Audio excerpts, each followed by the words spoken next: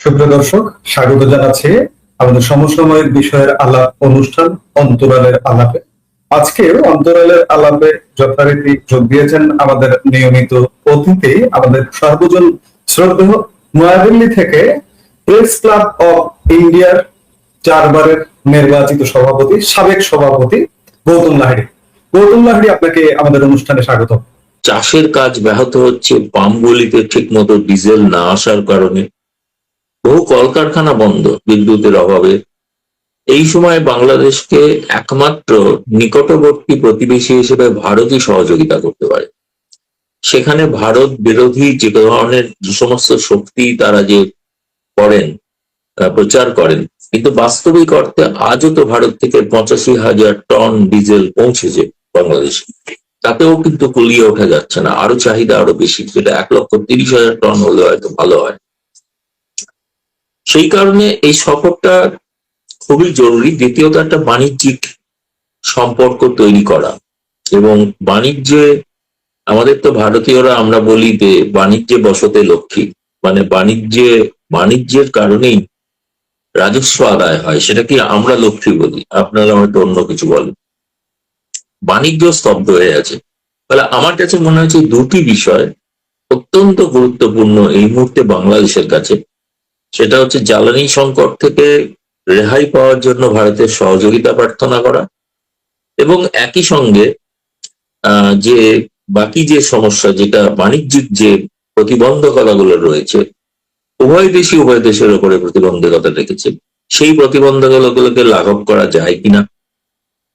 তৃতীয়ত, অবশ্যই তো গঙ্গা পানি চুক্তি রয়েছেই, সেটা হওয়ার কথা। আমি যতদূর জানি যে তারেক রহমান যদি আসেন, তাহলে যেমন উত্তর পূর্ব ভারতের যেটা ত্রিপুরা রাজ্যের যে ফেনী, যেটা মৈত্রী সেতু তৈরি হয়েছিল শেখ হাসিনা সময়, সেই মৈত্রী সেতুও তৈরি হলে উভয় দেশের মধ্যে বাণিজ্যিক আমদানি রপ্তানি বাড়তে পারে, এবং উত্তর পূর্ব ভারত একটা বড় বাজার বাংলাদেশের জন্য একসময়ও ছিল, ফলে সেটাকে তারা ব্যবহার করতে পারেন। এই বাস্তবিক কারণে আর কতগুলো রাজনৈতিক কারণ আছে। রাজনৈতিক কারণ ছাড়া একটা মানুষের পিপল টু পিপল সম্পর্কের ক্ষেত্রে বাংলাদেশ ইতিমধ্যেই চায় ভারতের সঙ্গে ক্রিকেট সম্পর্ক পুনঃস্থাপিত হোক। বাংলাদেশের board of cricket control already ইতিমধ্যে প্রস্তাব পাঠিয়েছেন, কিন্তু এটা রাজনৈতিক সিদ্ধান্ত হতে হবে। ফলে আমার ধারণা, তারেক রহমান যদি ভারতে আসেন, ভারতের দীনেশ ত্রিবেদী হাই কমিশনার তারেক রহমানকে একান্তভাবেই বলেছেন যে আপনি যদি ভারত সফরে আসেন, তাহলে আপনার যা যা এই মুহূর্তে প্রয়োজনীয় সেগুলো ভারত উদার হস্তে যতটা সম্ভব সাহায্যের হাত বাড়ানোর চেষ্টা করবে। কিন্তু আপনি দূরে বসে থাকলে হবে না, আপনাকে আসতে হবে ভারতে। ভারত আমন্ত্রণ জানিয়েছে আপনাকে। তার সঙ্গে বাংলাদেশ হয়তো যেগুলো কথার কথা হয়তো বলবে, সেটা হচ্ছে শেখ হাসিনার বিষয়ে তারা চাইবেন প্রত্যর্পণ, কিন্তু ভারতের ক্ষেত্রে ভারত চাইবে ন্যায়সঙ্গত প্রত্যাবর্তন। এখন এই বিষয়টাও থাকবে, আলোচনাতে আসতেই পারে, আসবে না যে তা নয়, আসবে। ফলে এখন বলছেন যে কেন তাড়াহুড়োর একটাই কারণে, যে 28শে আগস্ট থেকে প্রধানমন্ত্রী নরেন্দ্র মোদী বিদেশ সফরে যাবেন। তিনি সাংহাই কোঅপারেশনের বৈঠকে শিখর সম্মেলনে যোগ দিতে যাচ্ছেন কাজাখস্তানে। তার আগে তিনি উজবেকিস্তান যাবেন। তার দেশে ফিরতে ফিরতে 2রা সেপ্টেম্বর হয়ে যাবে, এবং 2 তারিখ তিনি ফেরার পর 3 এবং 4 তার আমি যতদূর জানি তার কেরালায় একটা পূর্ব নির্ধারিত অনুষ্ঠান রয়ে গেছে, সেটাকে বাতিল করা যাবে না। 4-এর পর থেকে তো 11-12 তারিখ থেকে তো ব্রিক্সের শিখর সম্মেলনের প্রস্তুতি শুরু। অন্তত 1 সপ্তাহ তার লাগবে। এই যে 20-25 জন রাষ্ট্রনেতা আসবেন, তাদের কার সঙ্গে কিভাবে বৈঠক হবে, কত দ্বিপাক্ষিক বৈঠক হবে কিনা, হলে তার প্রস্তুতি, সেটার জন্য তার মধ্যে কোনো সম্ভব নেই। আর 3য় সপ্তাহতে তারেক রহমান নিজেও বলেছেন তিনি জাতিসংঘে যেতে চান। তিনি জাতিসংঘে যাবেন, এবং ভারতের থেকেও ভারতও ব্যস্ত থাকবে জাতিসংঘ নিয়ে। এবং জাতিসংঘে এবারের নিরাপত্তা পরিষদের অস্থায়ী সদস্যপদ ভারতের হওয়ার কথা। ফলে নিঃসন্দেহে সেটা একটা গুরুত্বপূর্ণ বিষয়। ফলে যেন সময় নেই। আর সেপ্টেম্বর অক্টোবর ভারতে সাধারণত হয় উৎসবের মাস। এখানে দুর্গাপূজা, দীপাবলি, এই উৎসবের মাসে সাধারণত প্রথম দিকটাকে এখানে একটা বলা হয় শ্রাদ্ধের মাস, অর্থাৎ যারা আমাদের পূর্বপুরুষরা মারা গিয়েছেন তাদের স্মৃতিতে প্রায় একটা দীর্ঘ সময় 8-9 দিন এখানে একটা শোক পালন করা হয়ে থাকে। মানে সেটা ধার্মিক একটা আচার। সেই সময় কোনো শুভ কাজ করা হয় না। যেহেতু ভারত বাংলাদেশ দ্বিপাক্ষিক সম্পর্ক একটা শুভ কাজের বিষয়, সেটা এটা আগস্ট মাসেতেই শেষ করে ফেলতে হবে এবং আগস্ট মাসের 28 তারিখের আগেই শেষ করে ফেলতে হবে। ভারত থেকে যে কারণে 20 এবং 21শে আগস্টের কথা বলা হয়েছিল, এখন সেটা হয়তো বাংলাদেশ সরকার চিন্তা ভাবনা বিচার বিবেচনা করে দেখছেন যে 20 তারিখে তাদের রাষ্ট্রপতি নির্বাচন আছেন, তারপরে রাষ্ট্রপতির শপথ আছে, তারপরে আনুষ্ঠানিকতা 27 তারিখ থেকে বাংলাদেশের পার্লামেন্ট সেশন শুরু হবে। সুতরাং 27-এর আগে এবং 22 থেকে 27-এর মধ্যে এই সফরটা মাত্র সম্ভাব্য সফরসূচি। এবং আমি যতদূর জানি সেটা হচ্ছে যে প্রস্তুতি চূড়ান্ত, তার কারণ দিল্লিতে হাই কমিশন যেটা আছে তারা ইতিমধ্যেই বিভিন্ন যে 5 তারা হোটেলগুলি রয়েছে যেখানে ভিভিআইপিরা এসে ওঠেন, সেগুলো তারা অলরেডি দেখাশোনা করতে শুরু করেছেন যে কোন জায়গায় এলে সুবিধা হয়। শুনেছি প্রায় 20 জনের মতো প্রতিনিধি দল আসতে পারে তারেক রহমানের সঙ্গে, এবং তার সঙ্গে তার যে বাকি সহকারী ইত্যাদি সব মিলিয়ে সংখ্যাটা বিশাল। এবং পরে তারা খুব বড় ধরনের একটা হোটেলগুলোতে বাল্ক বুকিং করতে চাইছে, যে কারণে আমার মনে হয়েছে যে সফরটা সম্ভবত প্রায় নিশ্চিত। যদিও বাংলাদেশের কাগজে এখনো দ্বিধা দ্বন্দ্বের কথা বলা হচ্ছে, কিন্তু দ্বিধাদ্বন্দ্বটা বলা হচ্ছে এই কারণেই যে দ্বিধাদ্বন্দ্বটা বাংলাদেশের আভ্যন্তরীণ রাজনীতির কারণে। বাংলাদেশের একদল মানুষ আছেন তারা চান না ভারতের সঙ্গে সুসম্পর্ক, আর একদল মানুষ আছেন তারা চান হয়তো সুসম্পর্ক হোক। এখন সেইটা বাংলাদেশের যে বর্তমান অবস্থা, সেই সংকট এতে একমাত্র ত্রাতার ভূমিকায় আসতে পারে ভারত। ফলে আসতে গেলে তারেক রহমানকে এই আগস্ট মাসেই আসতে হবে, নইলে কিন্তু যাই না, বলা মুশকিল। নভেম্বরে আবার নরেন্দ্র মোদী মস্কো যেতে পারেন, ফলে দ্বিপাক্ষিক বার্ষিক বৈঠক থাকে। তারপরে নভেম্বরের শেষ থেকে আমাদের ভারতের পার্লামেন্ট অধিবেশন শুরু হয়ে যায়, শীতকালীন অধিবেশন। তারপর থেকে বাজেট অধিবেশনের প্রস্তুতি হয়ে যায়। ফলে ওই সময় সাধারণত বিদেশ সফর বা বিদেশি অতিথিদের যেটা করা হয়, আমন্ত্রণ হয়, জানানো হয়, তারা যে আসেন তারা এই আগস্ট সেপ্টেম্বরের মধ্যেই শেষ করে ফেলে সমস্ত। এই যে আপনার কথা থেকে একটি বিষয় বেরিয়ে এলো যে মার্কিন যুক্তরাষ্ট্রকে নাকচ করতে চায় না, তাই ব্রিক্স এড়িয়ে চলার চিন্তা ভাবনা করছে। এটি একটা কারণ। আরেকটি বাণিজ্যিক কারণ, আরেকটি জ্বালানি কারণ এবং রাজনৈতিক কারণ আছে, শেখ হাসিনার স্বদেশ প্রত্যাবর্তন ইত্যাদি। কিন্তু আমার প্রশ্ন যে মার্কিন যুক্তরাষ্ট্রের বাইরে ব্রিক্স রিলেটেড যে দেশগুলো আছে তারা বাংলাদেশের বর্তমান সরকারের উপর নাকচ হবে কিনা? দেখুন, বাংলাদেশ তো চায় চীনের সঙ্গে সম্পর্ক ভালো করতে। রাশিয়ার সহযোগিতায় সেখানে অনেকগুলি অনুষ্ঠান, প্রোগ্রাম, পারমাণবিক বিদ্যুৎ প্রকল্প তৈরি হচ্ছে, এবং যেখানে আমি যতদূর জানি এখন পর্যন্ত চীনের প্রেসিডেন্ট শি জিনপিং, রাশিয়ার প্রেসিডেন্ট ভ্লাদিমির পুতিন, ইরানের প্রেসিডেন্ট ইনিও আসতে চলেছেন। ফলে তারা প্রায় অলমোস্ট নিশ্চিত। এখানে আমার মনে হয় আউটরিচের এলে বাংলাদেশ যে যুক্তিটা যারা দেখাতে চাইছেন, যেটা একটা যে যুক্তিটা অসাড় যুক্তি, সেই যুক্তিটা হচ্ছে প্রধানমন্ত্রীকে আমন্ত্রণ না জানিয়ে বিমস্টেকের সভাপতিকে আমন্ত্রণ জানানো হয়েছে। এটা কোনো কারণ নয়, এটা অজুহাত। ইউ প্রেসিডেন্টকে যদি আমন্ত্রণ জানানো যেতে পারে, বিমস্টেকের প্রেসিডেন্টের কি এমন অসুবিধা আছে? তিনি তো এই বছরের জন্য প্রেসিডেন্ট, আগামী বছর শিখর সম্মেলন হবে বিমস্টেকে। অনেক দেশ আছেন যারা বিমস্টেকের সদস্য, তারাও কিন্তু ব্রিক্সে আসবেন। আবার অনেক দেশ আছেন যারা ব্রিক্সের স্থায়ী সদস্য হতে চান, তার মধ্যে বাংলাদেশ একসময় চেষ্টা করেছিল, হয়নি। সেই নিয়ে আবার বাংলাদেশের একটা সময় মনে আছে শেখ হাসিনা থাকাকালীন প্রচার হয়েছিল ভারত চাইনি বলে বাংলাদেশ সদস্য হতে পারেনি ব্রিক্সে। যারা ভারত বিরোধিতা করেন তারা সেই যুক্তি দিয়েছিলেন। তো ভারত এখন তাকে সাদর আমন্ত্রণ জানাচ্ছেন ব্রিক্সে, আর তিনি আসবেন না অন্য অজুহাত দেখিয়ে। তো বিচিত্র পরিস্থিতি।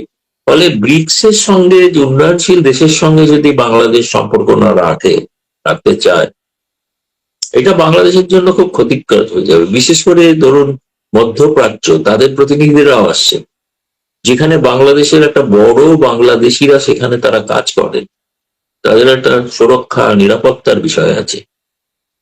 সেই বিষয়গুলো সমস্তটাই উপেক্ষা করে নেবেন বাংলাদেশ যদি তারা ব্রিক্সের এই সম্মেলনে, শিখর সম্মেলন, এটা তো এমনি কোনো মন্ত্রী পর্যায়ের না, এখন বলছেন কোন একজন প্রতিনিধিকে পাঠাবেন। আমার এখনো মনে হয় যে শুভবুদ্ধির উদয় হতে পারে যদি কোনো কারণে আগস্টে আসতেই না পারে। এখন তারা ভাবছেন যে ব্রিক্স এর সময়, এত অল্প সময়, সেখানে প্রধানমন্ত্রী কি সময় দিতে পারবেন মানে দ্বিপাক্ষিক বৈঠকের জন্য, সেটা ভারত ব্যবস্থা করে দেয়। সেটা কারণ 11-12 তো, ফলে 13 তারিখেও তো ব্রিক্স এর পরেও তো দ্বিপাক্ষিক বৈঠক হতে পারে, তাই না? তো সেটা কোনো অজুহাত নয়। ফলে আমার মতে সব থেকে ভালো হতো, এই যে এখন অনেকটা তাড়াহুড়ো করে আসতে হবে, ধরুন দুই দল দেশেরই আমি জানি না কি ধরনের প্রস্তুতি আছে। আমরা সাধারণত হাই প্রোফাইল যে ভিভিআইপি ভিজিট হয়ে থাকে তার আগে দেখি পররাষ্ট্রমন্ত্রী, পররাষ্ট্র সচিব, তারা তাদের কাউন্টার পার্টের সঙ্গে আলাপ আলোচনা করে স্থির করেন কি কি ধরনের চুক্তি স্বাক্ষরিত হতে পারে, কি কি ধরনের মৌ স্বাক্ষরিত হতে পারে, কি কি ধরনের জয়েন্ট সেটমেন্টের বিষয় উল্লেখিত হতে পারে। এগুলোর তো কোনো আলাপ আলোচনা তো শুরুই হয়নি এখনো, তাই না? যদি না নেপথ্যে একেবারে গোপনে কিছু হয়ে গেলে। এটা ঘটনা যে বাংলাদেশ মিশনের হাই কমিশনার একমাত্র বিষয়টা জানেন, তিনি হাই কমিশনের অন্য কোনো কূটনীতিবিদকেও ইনভলভ করছেন না, তারাও প্রায় জানেন। আমি জানি গতকাল সন্ধ্যাবেলায় হাই কমিশনারকে কেউ কেউ কূটনীতিবিদ প্রশ্ন করেছিল যে আচ্ছা প্রধানমন্ত্রী কি আসছেন, তিনি তখন বলছেন আমি এখনো নিশ্চিত যাই না। ফলে তিনি কিন্তু তার প্রস্তুতি কিন্তু রেখেছেন, প্রস্তুতি করছেন। আমি জানি বাংলাদেশের পররাষ্ট্র মন্ত্রণালয়ও তারা তাদের প্রস্তুতি রাখছেন, প্রস্তুতি করছেন। ফলে সেটা হবে না এমন কোনো ব্যাপার নয়। আগাম এই সফরটা চাওয়া কি বাংলাদেশি চাইছে যে আমরা আগে যেতে চাই? না, ভারত জানিয়েছে যদি ব্রিক্সে না আসতে পারেন, যদি দ্বিপাক্ষিক সফরে আসতে হয় তাহলে আগস্টেই আসতে হবে। দ্বিপাক্ষিক সফরের জন্য ভারতের হাতে আর কোনো সময় না। আমরা এই সরকারের বর্তমান যে বাংলাদেশে যে সরকারটি গড়ে উঠেছে এটি 6 মাস, প্রায় আর দুদিন পরে 17 তারিখে 6 মাস হয়ে যাবে। শুরু থেকে সরকারের সাথে ভারত এবং এই সরকারের সাথে একটা আচরণ দেখলাম। মাঝপথে বাংলাদেশের পররাষ্ট্রমন্ত্রী খলিলুর রহমান ভারত সফরে গেলেন। সফর থেকে আসার পর আমরা একটু উল্টো চিত্র দেখলাম, ভারতকে এড়িয়ে চলা। এমনকি একটা উদাহরণ এখানে দেওয়াই প্রয়োজন যে পশ্চিমবঙ্গের বিধানসভা নির্বাচন হলো, সেই নির্বাচনে মার্কিন প্রেসিডেন্ট পর্যন্ত অভিনন্দন জানালেন শুভেন্দু অধিকারীকে, কিন্তু বাংলাদেশ কোনো অভিনন্দনও জানালো না, যেন ভারত পক্ষ থেকে দূরে সরে যাচ্ছিল। কিন্তু এই যে মার্কিন দূত সার্জিও গোর বাংলাদেশে ভিজিটের পর থেকে দেখা যাচ্ছে যে না, আবার যেন ভারতের দিকে আবারও ঝুঁকছে। কি এমন জাদুর ঘটনা ঘটলো সার্জিও গোরের এই সফরের ফলে যে বাংলাদেশ আবারও ভারতের দিকে ঝুঁকছে, এত ভারত বিরোধিতা থাকা সত্ত্বেও? আপনি এটাকে কিভাবে ব্যাখ্যা করবেন? যেহেতু বাংলাদেশের সরকার প্রায় মার্কিন যুক্তরাষ্ট্র নির্ভর একটা সরকার, রাজনৈতিকভাবে, আদর্শগতভাবে, হয়তো আর্থিকভাবেও।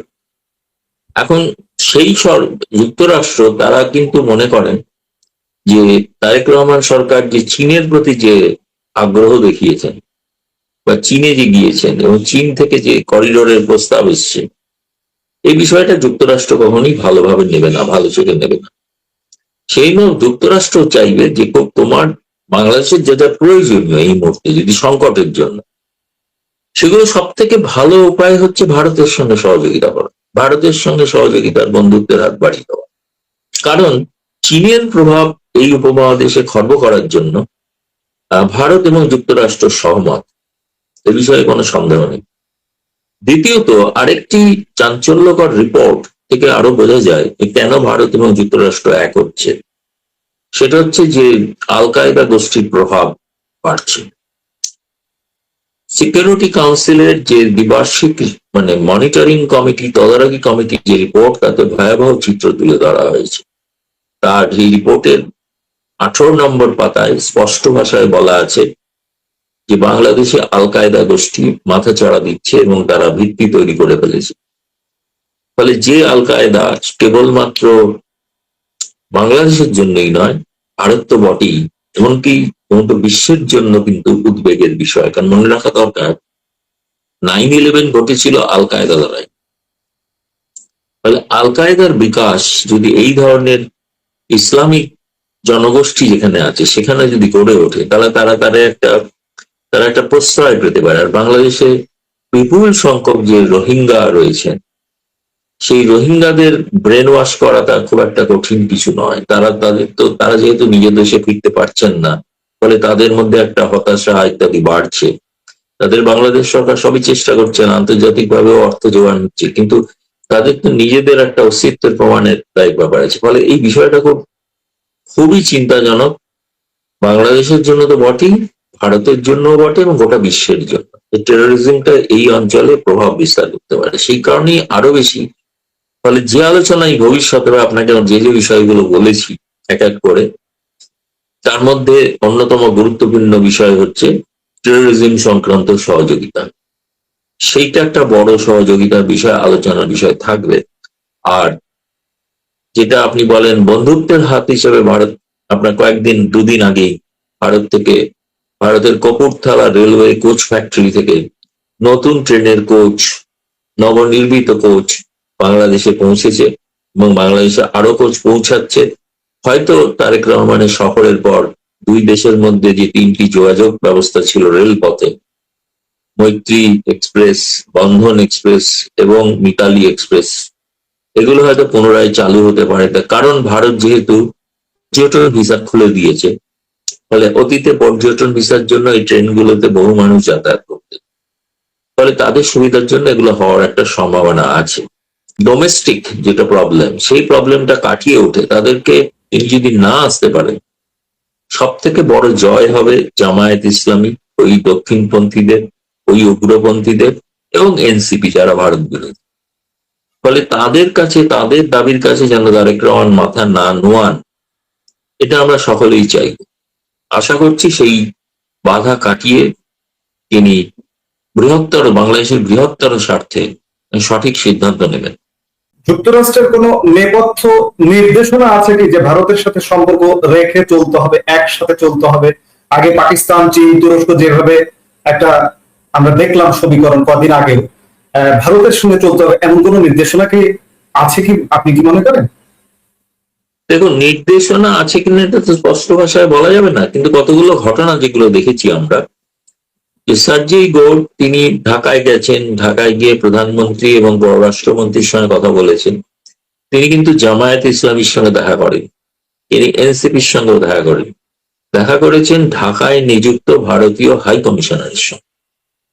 এবং তিনি ফিরে আসার পর দেখা করেছেন স্বরাষ্ট্রমন্ত্রী অমিত শাহর সঙ্গে, জাতীয় নিরাপত্তা উপদেষ্টা অজিত ডোভালের সঙ্গে এবং পররাষ্ট্র সচিব বিক্রম মিশ্রির সঙ্গে। এবং এই শেষোক্ত দুজনের সঙ্গে মিটিং কিন্তু একদিন না, দুদিন পর পর হয়েছে। ফলে বিষয়টা নিয়ে তারা নিশ্চয়ই ভাবিত, এবং সে কারণে আপনি যদি বলছেন যে নির্দেশ হয়তো নয়, আমার মনে হয় নির্দেশ শব্দটা হয়তো একটু অপমানজনক হতে পারে। বলতে পারেন যে এটা মার্কিন যুক্তরাষ্ট্রের আগ্রহ বা আকাঙ্ক্ষা, তারা চান যে বাংলাদেশকে নিরাপদ করতে তারা যেন ভারতের সঙ্গে সহযোগিতা করেন এবং ভারতের সহযোগিতা যেন তারা প্রার্থনা করেন এবং তারা যেন নেন। উভয় দেশের যৌথভাবে এই সমস্ত সমস্যাগুলো সমাধানে যদি উদ্যোগী হন, সেটা গোটা বিশ্বের পক্ষে মঙ্গল। এই কথাটা সার্জি গৌড় বলেই থাকতে পারে। বাংলাদেশের রাজনৈতিক অন্তর্ভুক্তি, বাংলাদেশের সমাজের অন্তর্ভুক্তি, আর এই অন্তর্ভুক্তির জন্য আওয়ামী লীগের ফেরা এবং শেখ হাসিনার স্বদেশ প্রত্যাবর্তন, এই যে তারেক রহমানের যে আগাম সফর হতে যাচ্ছে, সেই আগাম সফরের ফলে কি শেখ হাসিনা আগাম দেশে আসার পথ কি উন্মুক্ত হবে? আমরা আবারও জিজ্ঞেস করছি, অনেকবার এটি নিয়ে জিজ্ঞেস করেছে, ডিসেম্বর আমরা যেহেতু রোডম্যাপ আছে, কিন্তু তারপরে আগাম কি আসতে পারেন, এমনকি সম্ভাবনা তৈরি হচ্ছে? না, আমি আগামের কথা বলতে পারবো না, কারণ কতগুলো বিষয় আছে। এই বিষয়টা তো ভারতের সঙ্গে তো আলোচনা হবেই অবশ্যই। এবং বাংলাদেশ সরকার আউটিতেও যেটা বলেছিল যে শেখ হাসিনা ছাড়া অন্য কোনো আওয়ামী লীগকে তারা মানতে রাজি আছে, কিন্তু সেটা তো আওয়ামী লীগের পক্ষে মানা নেওয়া সম্ভব নয়, তারা মানবেন না। ফলে এখন শেখ হাসিনাকেই নেতৃত্ব ধরে নিয়েই বাংলাদেশকে ভাবতে হবে পরবর্তী কর্মসূচি। ইমিডিয়েটলি তার, যেহেতু তিনি জাতিসংঘে যাচ্ছেন, জাতিসংঘে যাওয়ার আগে তাকে অন্তত, তিনি তো এইটা বলতে পারবেন না জাতিসংঘে গিয়ে যে আমি একটি ফ্যাসিবাদী দলকে নিষিদ্ধ করে রেখেছি। এটি গণতান্ত্রিক দল, তাদের আচার আচরণে অনেক কিছুর প্রবণতা থাকতে পারে, কিন্তু সেটা তো ফ্যাসিবাদী দল নয়, কারণ ফ্যাসিবাদ বলতে দুনিয়ায় যাকে জানে সবাই, তার সঙ্গে তো আওয়ামী লীগের তুলনা করা যায় না, তাই না? কোন রাজনৈতিক দলেরই তুলনা করা যায় না। হিটলারের ফ্যাসিবাদের সঙ্গে তো কারোর, হিটলার বা মুসলিম দলের সঙ্গে তো কারোর তুলনা করা যায় না, রেড শার্ট বা হোয়াইট শার্ট যেটা বলা হয়। এখন সেক্ষেত্রে এখানে নিশ্চয়ই তার আগে তারেক রহমানকে একটা কিছু নিশ্চয়ই আশ্বাস হয়তো দিতে হতে পারে আন্তর্জাতিক দুনিয়াকে, যে তিনি বাংলাদেশে ইনক্লুসিভ পলিটিক্স এর কথা ভাবছেন। এবং তাই সেটা যদি হয়, কারণ দরকারটা কি, প্রয়োজনটা কি? প্রয়োজনটা তো হচ্ছে আওয়ামী লীগের ওপর থেকে নিষেধাজ্ঞা প্রত্যাহার। শেখ হাসিনা নিজে বলেছেন তিনি প্রধানমন্ত্রিত্ব করার জন্য তিনি ফিরছেন না, তিনি বাংলাদেশের মানুষের পাশে দাঁড়াতে চাইছেন বলে ফিরছেন। তো তিনি কথা বলেননি যে কালকেই তিনি গিয়ে তারেক রহমান সরকারকে উৎখাতের জন্য আন্দোলন শুরু করবেন, তাও নয়। তিনি বলছেন রিকনসিলিয়েশন, সংঘাত নয়, একটা সকলে মিলে জাতিকে গড়ে তোলার একটা সংকল্পের কথা তিনি বলছেন। সেটা তো তারেক রহমানের পক্ষে ভালো। তিনি তো ক্ষমতায় আছেন, ক্ষমতায় থাকবেন, তাহলে তার আপাতত এখনই তো তার কোনো ভীত হওয়ার কোনো কারণ নেই। ভীত যিনি হতে পারেন জামায়াত এবং অন্য চরমপন্থীদের যে উৎপাত, মানে আমি উৎপাতই বলছি, সেটা যে বাড়ছে আরো, সেটা ভয়ঙ্কর বিপদ হয়ে উঠতে পারে। সেটাতে তারেক রহমানকে আরো বেশি সতর্ক হওয়া উচিত। সেক্ষেত্রে তার ঘনিষ্ঠতম সহযোগী হতে পারেন ভারত। আমার মনে হয় তাকে, তার যে প্রতিরক্ষা উপদেষ্টা, তাকে হয়তো ভারতের রিসার্চ অ্যান্ড অ্যানালিটিক্যাল উইং এর প্রধান পরাগ জৈন হয়তো তাকে অবহিত করেছেন যে বাংলাদেশ কি ধরনের আশঙ্কার মধ্যে রয়েছে। ফলে এই বিষয়টা তো তার সরকারের পক্ষে নিরাপদ, ভারতের সঙ্গে সহযোগিতার হাত করে মিলিয়ে চলা এবং বাংলাদেশে একটা ইনক্লুসিভ পলিটিক্স এর রাস্তা খুলে দেওয়া। এক্ষেত্রে কিন্তু তারেক রহমান গোটা বিশ্বে কিন্তু প্রশংসিত হতে পারে তার এই উদার মনোভাবের জন্য। জাতিসংঘের প্রশ্ন আসছে, জাতিসংঘের অধিবেশনে যাবেন সেপ্টেম্বরের শেষ সপ্তাহে, সেখানে প্রশ্নবিদ্ধ হতে পারেন আওয়ামী লীগ নিষিদ্ধ নিয়ে, এবং আপনি বলছেন যে তারেক রহমান সেখানে গিয়ে বলতেও পারবেন না যে ফ্যাসিবাদের দায়ে আওয়ামী লীগকে নিষিদ্ধ করে রাখা হয়েছে। জাতিসংঘে যাবার আগে কি আওয়ামী লীগের নিষেধাজ্ঞা উঠে যেতে পারে? আপনার কি মনে হয়? হয়তো এত তাড়াতাড়ি হবে কিনা বলা মুশকিল, কিন্তু তিনি হয়তো যদি ঘোষণাই করতে চান, সব থেকে ভালো ঘোষণা হবে জাতিসংঘের মঞ্চ থেকে, তাহলে তিনি গোটা বিশ্বে প্রশংসিত হবেন। সেই বিশ্বে যদি তিনি ইনক্লুসিভ পলিটিক্স এর কথা ঘোষণা করেন এবং রিকনসিলিয়েশনের কথা যদি বলেন, সেটা সব থেকে বেশি সমাদৃত হবেন তিনি। তাকে প্রকৃত রাষ্ট্রনেতার পরিচয় তিনি পাবেন, এ বিষয়ে তো কোনো সন্দেহ নেই। ফলে আমি মনে করছি ওই জাতিসংঘের অধিবেশনটাই তার পক্ষে উপযুক্ত মঞ্চ, যেখান থেকে তিনি ঘোষণা করতে পারেন আগামী দিনের বাংলাদেশের রোডম্যাপ। চমৎকার পরামর্শ আপনার এই বর্তমান বাংলাদেশ সরকারের জন্য, যে জাতিসংঘের মঞ্চ হতে পারে একটা উপযুক্ত মঞ্চ। আওয়ামী লীগের যে কার্যক্রম নিষিদ্ধতার একটা খড়গ আছে, এটি উঠিয়ে দেওয়ার একটা ঘোষণার মাধ্যমে। এরই সাথে আমরা অনুষ্ঠানের শেষ পর্যায়ে চলে এসেছি, অনুষ্ঠানটি শেষ করব। আপনি আমাদের সঙ্গে যুক্ত হয়ে আমাদেরকে তথ্য সমৃদ্ধ করলেন, এই জন্য আপনাকে আবারও ধন্যবাদ। ধন্যবাদ, আপনাদের দর্শকদের শুভেচ্ছা আমার। দর্শক, আজ এ পর্যন্তই। পরবর্তী অন্তরালের আলাপে আপনাদের সঙ্গে যুক্ত হওয়ার আশা রেখে বিদায় নিচ্ছি। সবাই ভালো থাকবেন, সুস্থ থাকবেন।